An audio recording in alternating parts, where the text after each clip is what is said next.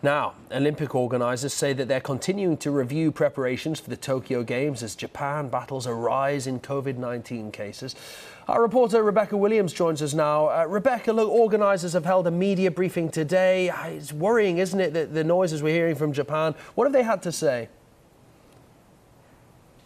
Yeah, I mean, it's just gone 11 o'clock at night in Japan. Been listening to their press conference for the last hour or so, and they have upped the ante here. So back in February, they announced their playbook, which athletes had to adhere to the rules set out in that playbook. But they've now updated that, and they say there'll be another update in June as well. So the whole point of this is to try and stop the spread of coronavirus. We know there's a rise in cases.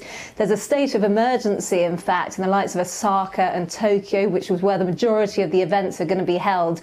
But it won't be until June that we find out how many spectators are allowed at events. But, you know, at the moment, there's questions as to whether they'll be able to have any because of the situation in Japan.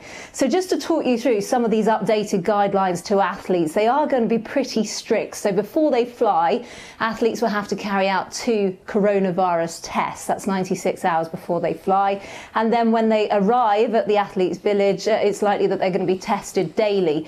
And if they get 1 positive PCR test, then that means that they will not be able to compete because there is a risk to other competitors. Now, in terms of eating, they have to make sure that they eat in restaurants that are potentially supplied by the International Olympic Committee that are COVID safe.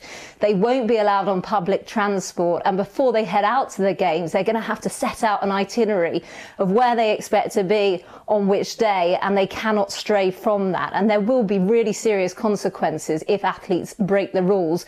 Listening to the press conference earlier, they said that it is possible that athletes will not be able to compete if they do break those rules, and there will be strict disciplines. So it is getting very complicated. We're likely to see more rules introduced in June, but of course it depends on the situation in Japan. We know that the vaccine program there has not been rolled out as effectively as it has been in other countries.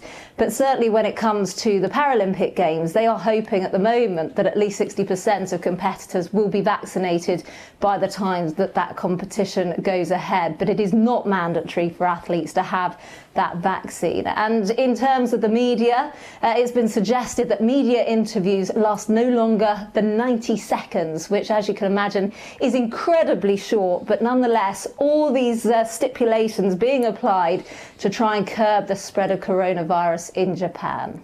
Wow, 90 seconds. OK, Rebecca, many thanks for that.